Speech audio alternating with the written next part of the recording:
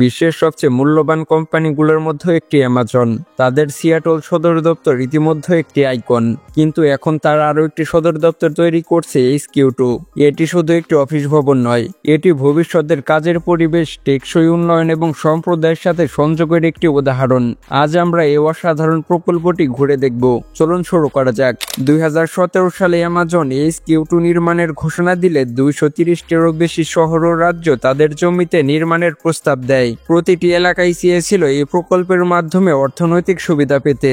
প্রাথমিকভাবে নিউ ইয়র্ককে বেছে নেওয়া হলেও স্থানীয় প্রতিবাদের মুখে অ্যামাজন সিদ্ধান্ত বদলায়। শেষ পর্যন্ত ভার্জিনিয়ার আর্লিংটন নির্বাচিত হয়। এখানে তৈরি হবে 100% নবায়নযোগ্য শক্তির ভিত্তিতে পরিচালিত HQ2।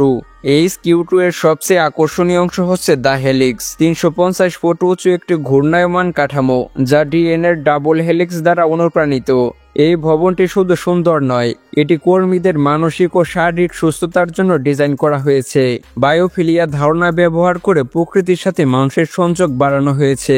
প্রধান স্থপতি ডেল আলবার্ট বলেন, এটি শুধু একটি কনজারভেটরি নয়, এটি এমন একটি স্থান যেখানে আপনি প্রকৃতির মধ্যে বসে কাজ করতে পারবেন। HQ2 শুধু সুন্দর নয়, এটি টেকসইও বটে। সম্পূর্ণ কমপ্লেক্স সৌরশক্তিতে চলবে, তবে সৌর প্যানেলগুলো 200 মাইল দূরে দক্ষিণ ভার্জিনিয়ায় অবস্থিত।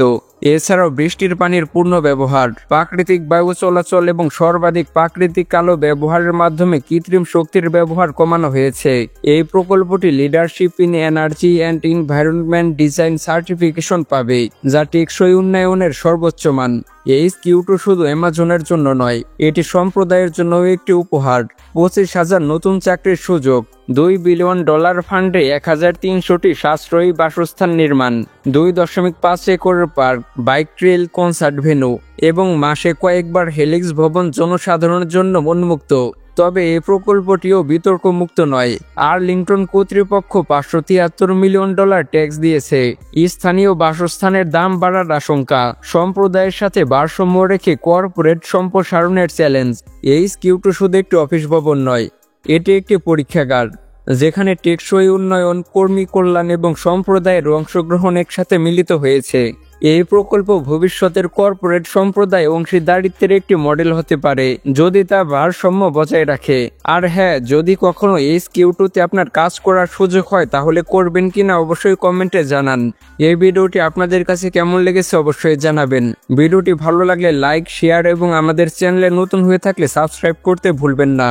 তো দেখা হচ্ছে আর নতুন একটি এপিসোডে। ততক্ষণ পর্যন্ত ভালো থাকুন, সুস্থ থাকুন।